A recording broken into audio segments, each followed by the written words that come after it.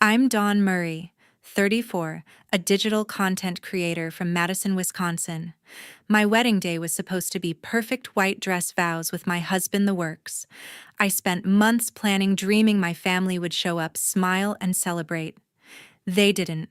Not a single call, text, or apology. My parents and brother skipped it like I was invisible again.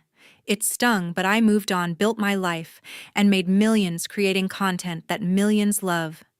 Last month, I posted a photo of my new Tesla $120,000 fully loaded on Facebook. My phone stayed quiet for days. Then, out of nowhere, my mom called, her voice sharp. "Where did you get the money? Family meeting tomorrow." My stomach churned. They hadn't cared about my wedding, but that Tesla got their attention. I knew what they wanted: money, not me. But I had a plan, something they'd never see coming. Stick around to see how I turned their greed against them. Have your family ever ignored your big moments? Drop your story in the comments. I read everyone. Let's talk about it. I grew up in a quiet neighborhood in Madison, Wisconsin. Our house was a two-story brick home, the kind you'd find in any middle-class suburb, with a neat lawn and a basketball hoop in the driveway. My father, Philip Murray, worked as an insurance agent, days spent selling policies, evenings glued to football games. My mother, Joan Murray, was an administrative assistant at a local law firm, always busy keeping the household together, juggling bills and schedules. Then there was my brother, Brent, the golden child, who could do no wrong. Today, he's a lawyer, but even back then he was the star. And me, I was the younger sibling, always reaching for their attention like shouting into a void. At just 8 years old, I could already see the favoritism. When Brent's middle school football team won a championship, my parents threw a backyard barbecue for 50 people. Streamers, cake, the works. Neighbors clapped Brent on the back while Dad beamed, saying, "That's my boy." I stood by the picnic table clutching a soda, silently hoping someone would notice my new dress. No one did. A year later, I landed the lead role in my school's spring play. I rehearsed for weeks, imagining Mom and Dad in the audience. On opening night, I peeked out through the curtain, scanning for them. The seats were empty. Brent had a math test the next day, and Mom said they needed to help him study. I performed anyway, blinded by the stage lights but hollow inside. Brent's high school graduation was another spectacle. They rented a banquet hall, invited half the town, and Dad gave a speech about how proud he was of Brent's law school scholarship. I, just 14, sat quietly in a corner poking at my dessert. That same morning, I had won a statewide essay contest and brought home a shiny plaque. I showed it to Mom, expecting she'd pin it to the fridge. She smiled faintly and said, "That's nice, honey," before rushing back to party preparations. The plaque ended up on my dresser, gathering dust. Brent's trophies lined the living room mantel, polished like treasures. My artwork, report cards, even a poetry award never made it past my bedroom. One Christmas, Brent got a gleaming red bicycle with a bow on top. I got a sweater 2 sizes too big. "You'll grow into it," Mom said, already distracted by Brent's excitement. Once I asked Dad why they never came to my debate tournaments. He frowned and muttered, "We're busy, Dawn. Brent has college applications." I swallowed my words and slipped back to my room. The worst was my 16th birthday. I had dropped hints for weeks, hoping for something, anything to show they cared. That morning, I woke up early, put on my favorite jeans, and sat at the kitchen table waiting. Mom rushed Brent to a law school interview. Dad stayed glued to his phone with a client. By dinner, it hit me no one had even said happy birthday. Brent came home late, full of stories about his interview, and they all laughed over pizza. I ate alone in my room, the silence louder than ever. It wasn't just the big milestones. Little things piled up. Mom always asked Brent about his day. First, Dad always made time for Brent's games but never asked about my school projects. To neighbors, Brent was the pride of the family. Me, I was the other kid. Once, when a neighbor asked Mom about me, she just said, "Oh, Dawn's fine. She's quiet. Keeps to herself." That cut deeper than any absence. Brent himself wasn't cruel. He'd throw me a smile or a half-hearted good job when I brought home straight A's, but it felt like pity. He was too busy basking in the spotlight to notice I was fading into the shadows. Later, when Lori Gibson, his wife, entered the family, she fit right in showering Brent with praise and hosting dinners to celebrate his promotions. When their twins, Ella and Mason, were born during my college years, every family conversation revolved around them. I existed only when I was useful, like babysitting, so Brent and Lori could attend galas. I tried to rationalize it. Maybe my parents thought Brent needed them more with his grand ambitions and larger-than-life ego. Maybe they assumed I was fine because I never complained. But I wasn't fine. Every missed moment, every distracted nod chipped away at me. I began journaling late at night, pouring out my hurt writing about the play, the essay contest, the birthday that never happened. It eased the ache a little, but the bruise never fully faded. After turning 16, I stopped looking to them for validation. Instead, I turned inward. I sketched video ideas in notebooks, watched YouTube creators build audiences from nothing, and felt a spark ignite. For the first time, I realized I didn't need my family's approval to shine. I could create something of my own, something they couldn't ignore. I didn't know how yet, but I carried that spark, determined to prove I was more than the child they forgot.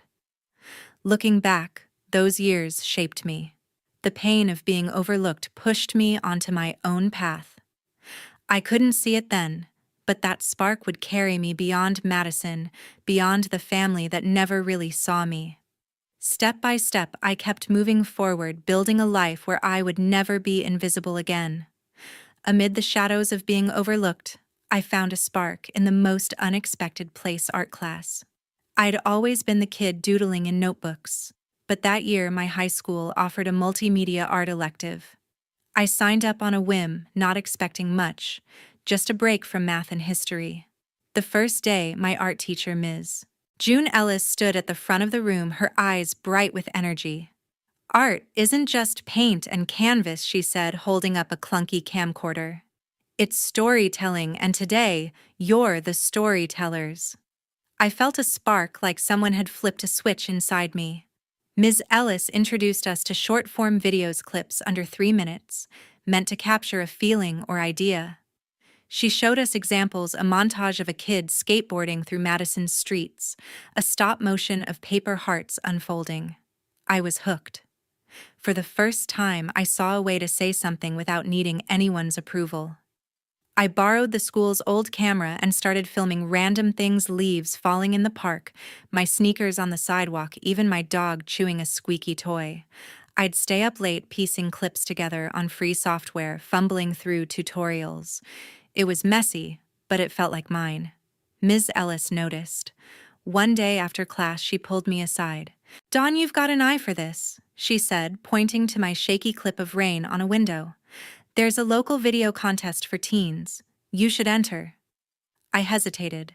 I'd never shown my work to anyone, not after years of my family brushing off my efforts. But her confidence made me think maybe I could do this. She helped me refine a 1-minute video, a montage of Madison's quiet moments: streetlights, flickering kids, laughing at a bus stop, a stray cat darting through an alley. I called it Small Things, pouring every ounce of myself into it. The contest was held at the community center with a small stage and rows of folding chairs. I spent the week before tweaking transitions, obsessing over every frame. I told Mom about it over dinner, my voice shaky with hope. "It's a big deal," I said, sliding the flyer across the table. She glanced at it, then said, "Sounds fun, Dawn. Brent's got a mock trial this weekend, so we're swamped." My heart sank, but I pushed it down. I asked Dad later, thinking he might show up. "I've got a work thing," he said, not looking up from his newspaper. Brent just shrugged, already on his phone. I went anyway. Alone, my stomach knotted with nerves. The night of the contest, I sat in the back, clutching my program. Other kids' videos played, some funny, some artsy, all good. When Small Things came up, I held my breath. The room went quiet as my clips filled the screen, a close-up of dew on grass, a slow pan of a frozen lake music I'd found online tying it together. When it ended, people clapped real loud applause. I felt alive, like I'd finally said something worth hearing. Then they announced the winners. First place, Don Murray, the judge called. I froze, then stumbled to the stage, gripping a small trophy. Strangers congratulated me, but I kept scanning the crowd for mom or dad. The seat stayed empty. I walked home that night, trophy in hand, the streets lit by pale streetlights. I'd won, but the high faded fast. My family didn't even ask about it the next day. At breakfast, Mom was busy praising Brent's mock trial win and Dad was on a call. Brent tossed me a cool dawn when I showed him the trophy, but it felt like an afterthought. I wanted to scream to make them see what I'd done, but I didn't. Instead, I went to my room, opened my laptop, and started editing again. If they wouldn't notice, I'd make others notice. That's when I started my YouTube channel. I called it Dawn's Lens, nothing fancy, just a place to share my clips. I uploaded small things first, expecting maybe 10 views.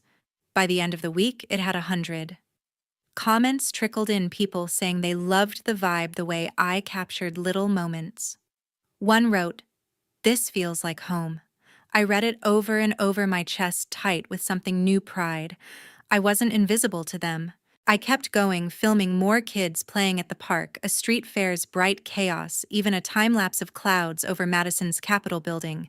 Each video was a step away to prove I could matter. Ms. Ellis kept pushing me. She'd check in after class, suggesting new techniques or software. "You're telling stories no one else can," she'd say, handing me a book on video editing. I devoured it, learning cuts, fades, and sound mixing. I'd spend hours in the school's computer lab, headphones on, ignoring the world. My channel grew slowly, 200 subscribers, then 500. It wasn't viral, but it was mine. Every like, every comment felt like a nod from someone who saw me. I didn't tell my family about the channel. Once I tried showing Mom a video with 1,000 views. "That's neat," she said, already turning to answer Brent's phone call. It hurt, but I was done begging for their attention. I'd found something better, a way to create, to connect, to build something they couldn't take away. That contest, that trophy, those early subscribers, they were proof I could be more than the kid my family forgot.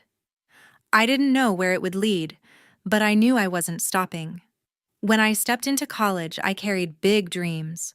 I'd landed a spot in a top communications program at a university in Madison, Wisconsin, with a partial scholarship. It didn't cover everything, so I pieced together the rest with student loans and a part-time job at a campus coffee shop. Mornings meant brewing lattes, evenings meant lectures, and nights were for editing videos on my old laptop. My parents didn't pitch in. They were too focused on my brother's law school. But I didn't need their help. I was chasing a future that was mine alone. My first year was relentless.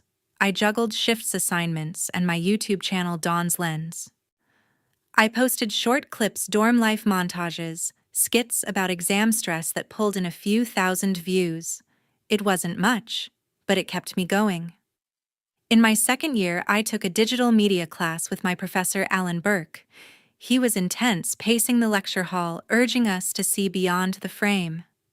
One day, he screened my video, a 2-minute piece, on late-night study sessions set to lo-fi beats. "This has soul," he said, leaning on his desk. "Dawn, you're not just creating, you're speaking." I walked out feeling like I could take on the world. Professor Burke became my mentor. In my third year, he invited me to join a national digital content project, a competition backed by a major media company. It was a big deal. Teams from universities across the country, crafting short campaigns for a nonprofit. I led a group of 4, pitching a series of 1-minute videos on mental health awareness. We spent months storyboarding, filming student interviews, and adding subtle animations. I'd stay up until sunrise, perfecting every cut, my eyes glued to the screen. When we submitted, I doubted every choice. Then the email came: we'd won first place. The prize was $10,000 and a feature on the nonprofit's platform. At the awards event in Chicago, I held a glass trophy, my name in the program. I called Mom hoping she'd care. Nice job, Dawn, she said, distracted. Your brother's closing a big case. I hung up, gripping the trophy tighter. That win fueled me. After graduation, I moved into a tiny apartment in Madison and went all in. I freelanced for local businesses, ads for cafes, promos for shops while growing Dawn's lens. My channel hit 50,000 subscribers, enough to monetize. I posted vlogs about the creative grind, tutorials on editing tricks. One video, a breakdown of making a viral clip, exploded to 100,000 views. Comments rolled in, Dawn, you're inspiring me to start creating. I'd read them late at night, my chest tight with purpose. Those strangers' words meant more than my family's silence. Later, I had a vision, a company focused on short-form content for brands riding the wave of YouTube and TikTok. I called it Spark Vibe Studio. Starting it was grueling, endless pitches, sleepless nights, and a bank account on life support. I worked from a co-working space, surviving on ramen and coffee. At a tech conference in Milwaukee, I pitched to an investor, Sylvia Grant. She was sharp, flipping through my portfolio with a critical eye. Your work cuts through, she said, leaning forward. Let's make it happen. Sylvia invested $200,000, enough to hire a small team and lease an office. I was stunned. Someone believed in me when my own family didn't. Spark Vibe took off. We created campaigns for local startups, then landed bigger clients, restaurants, tech firms, even a national retailer. My team and I churned out videos that popped, funny, heartfelt, polished for social media. We built a following of 1 million across platforms, with revenue climbing into 7 figures. I'd walk into our downtown Madison office, glass walls, buzzing with energy, and feel like I'd built something real. Clients loved our work. One said our campaign doubled their online sales. That kind of impact kept me up at night, planning the next big project. When a major streaming platform approached us for a buyout, I knew it was time. They wanted Spark Vibe's expertise to boost their short-form content. After months of negotiations, I signed the deal, $18 million. I paid off my student loans first, the relief washing over me like a wave. I was free, no debt, no limits. I'd built an empire from nothing, proving I didn't need my family's approval to succeed. They hadn't reached out in years, ignoring my graduation, my videos, my wins. But I wasn't done yet. I was ready to build a life beyond their shadow. When I met Kyle Sanders, I found my anchor. We met at a coffee shop where I was editing a video between Spark Vibe meetings. He was at the counter ordering a black coffee, his flannel sleeves rolled up, a quiet confidence in his smile. We started talking about work life, Madison's brutal winters. He was a mechanical engineer, steady but warm, and by the end of that chat, I wanted to see him again. We started dating, stealing moments between my late-night edits and his long shifts at a firm. He'd bring me takeout during deadlines. I'd drag him to art fairs, laughing when he faked understanding my video rants. For the first time, I felt truly seen. A year later, Kyle proposed. It was simple, just us on a park bench, the lake nearby shimmering. He pulled out a ring, hand steady, and said, "Dawn, you're my home. Marry me." I said yes, my heart racing, picturing our future. Planning the wedding was a whirlwind.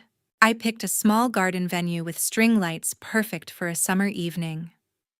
I chose a soft ivory gown, feeling like a dream. I sent invitations to my family, my father, my mother, my brother, hoping they'd show. I called Mom, voice tight. "It's my wedding," I said. "Will you be there?" She paused, then said, "We'll try Dawn. Brent's got a big case." My stomach nodded, but I kept planning, telling myself it didn't matter. The wedding day arrived. I stood before a mirror, adjusting my veil, nerves buzzing. Kyle squeezed my hand, whispering, "You're beautiful." I walked down the aisle, his eyes locked on mine, and for a moment everything was perfect. But as I glanced at the crowd, my family's seats were empty. No dad, no mom, no Brent.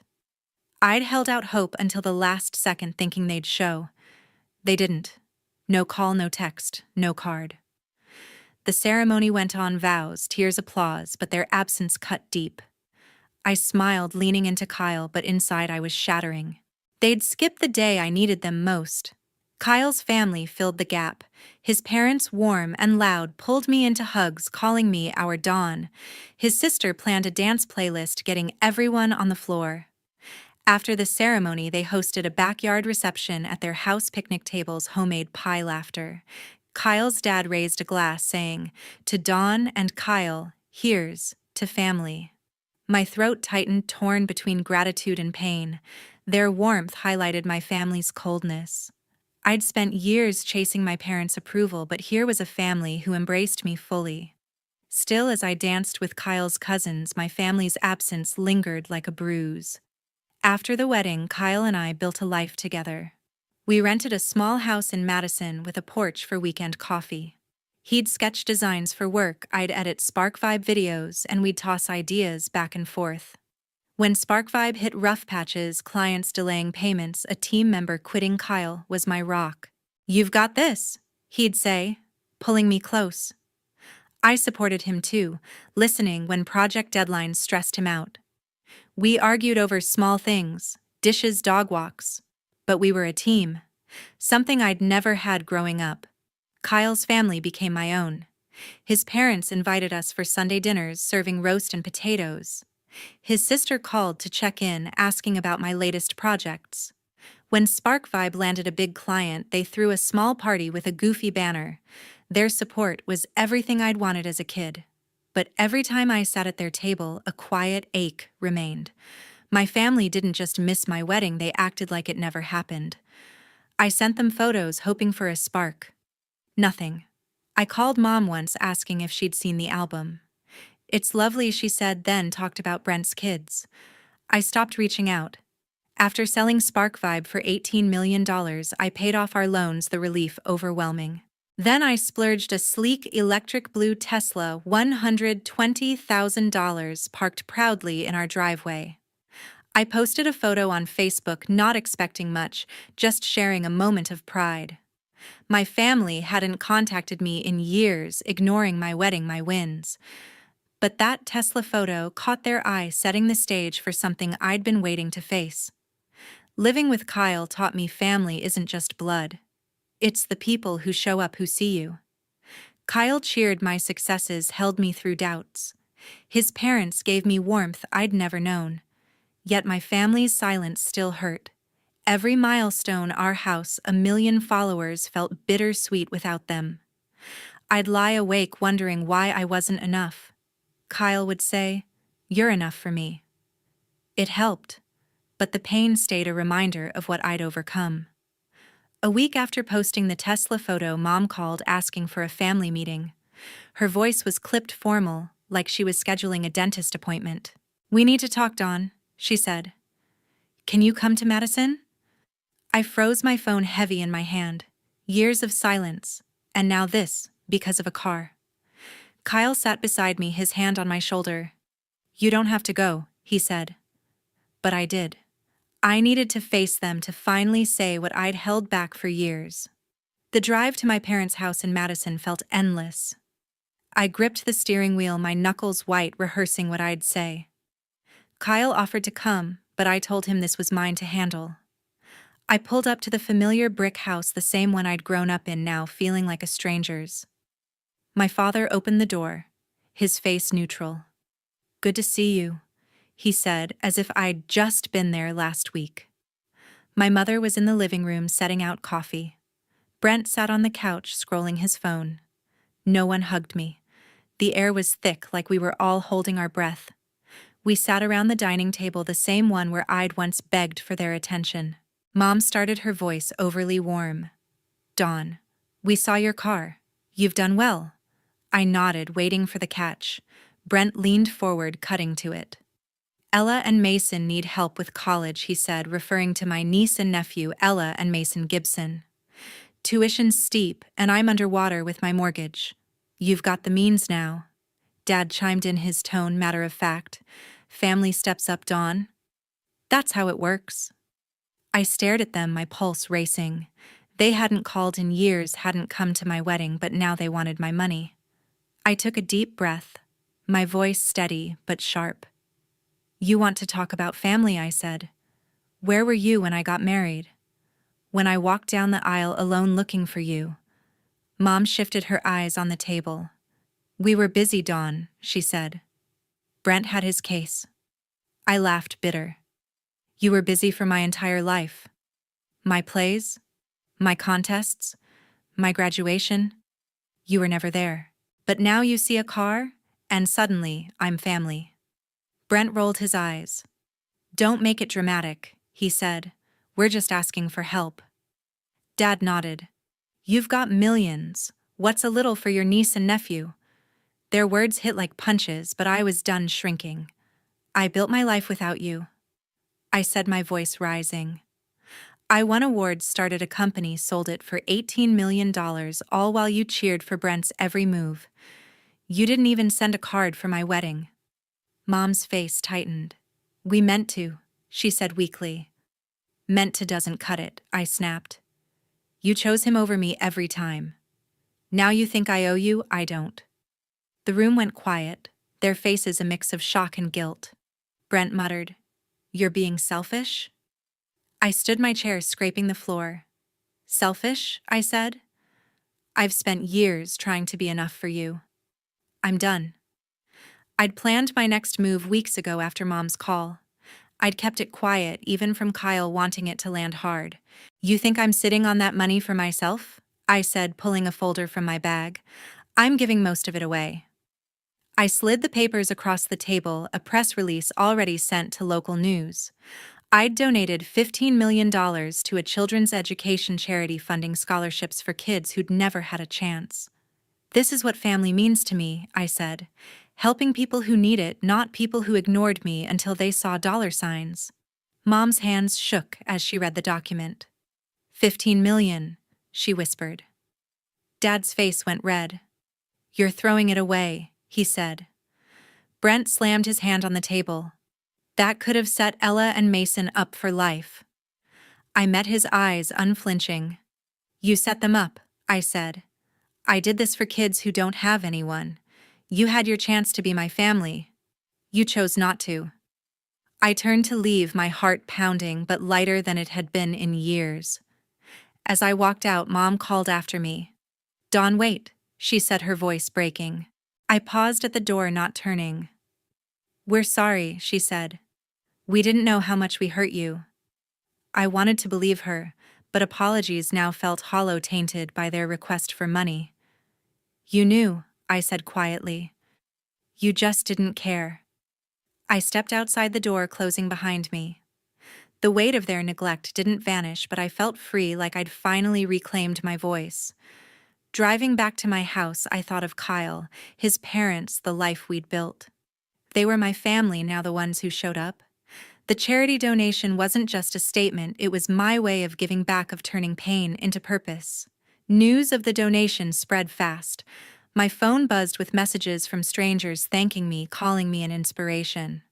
I didn't need my family's approval anymore. I'd built something bigger than their rejection, and I wasn't looking back. After the family meeting, I walked away with a freedom I'd never felt before. I drove back to my house in Madison, Wisconsin, the weight of years lifting off my shoulders. I'd said everything I needed to lay bare the pain of their neglect. There was no going back. I blocked my parents' and brothers' numbers, deleted their emails, and unfollowed them online. It wasn't easy. Cutting ties with family feels like carving out a piece of yourself, but it was necessary. I was done chasing their approval, ready to focus on the life I'd built with Kyle and the purpose I'd found in giving back. The fallout came fast. I heard through mutual friends that my brother Brent lost his house. He couldn't keep up with the mortgage payments he'd mentioned at the meeting, and the bank foreclosed. My niece and nephew, Ella and Mason, had to move into a smaller apartment with him. Philip and Joan pushed back their retirement plans. They'd been counting on financial help, maybe from me, maybe from Brent's imagined success, but now they were stuck working extra years, taking on side jobs to cover bills. Part of me felt a pang thinking of Ella and Mason caught in the mess. But I'd offered them love for years, sent gifts, reached out. They'd ignored me just like their parents had. I couldn't fix their choices. Kyle was my rock through it all. We'd sit on our porch sipping coffee talking about what family really meant. You did what you had to, he'd say, his hand over mine. You're not responsible for them. He was right. I'd spent my life trying to earn a place in my family, but they'd shown me where I stood. Cutting them off wasn't just about anger, it was about protecting my peace. With Kyle, I had a partner who saw my worth. His parents called me weekly, checking in, sending recipes or silly memes. Their warmth filled the void my family left, proving love doesn't need blood ties. I threw myself into work, but not like before. After selling Spark Vibe, I didn't start another company. Instead, I focused on the charity I'd donated to a foundation for children's education. I started volunteering, mentoring kids who reminded me of my younger self, hungry for a chance, overlooked by the people closest to them. One girl, Mia, wanted to be a filmmaker. I spent weekends teaching her how to edit, watching her eyes light up as she cut her first video. "You're amazing, Dawn," she said once, hugging me. Those words hit harder than any award I'd won. They weren't just validation, they were proof I was making a difference. The community became my anchor. I spoke at local schools, sharing my story of building a career from nothing. Parents and kids approached me after saying I'd inspired them to chase their dreams. One teacher emailed me, "You gave my students hope." I'd read those messages late at night, feeling alive in a way I never had growing up. My work wasn't about views or money anymore. It was about impact. I partnered with the charity to fund workshops teaching kids how to tell their stories through video. Each smile, each thank you rebuilt a piece of me that my family had broken. Looking back, I saw the lesson clearly. My worth didn't come from my family's approval. It came from within, from the choices I made, the people I lifted up. Growing up, I'd felt invisible, always second to Brent. But I wasn't that girl anymore. I'd built a career, a marriage, a purpose, all without them. Cutting them off wasn't just closing a door, it was opening my life to people who valued me. I didn't need their apologies or their pride. I'd found my own. Sometimes I'd drive through Madison, passing places tied to my past, the park where I'd filmed my first videos, the coffee shop where I met Kyle. Those memories didn't hurt anymore. They were chapters in a story I'd written myself. Kyle and I started planning new adventures, travel, maybe a family of our own. His parents joked about grandkids sending us baby name lists we'd laugh over. The future felt wide open, not weighed down by old wounds. I still thought about my family sometimes, wondering if they'd ever understand what they lost. But I didn't dwell on it.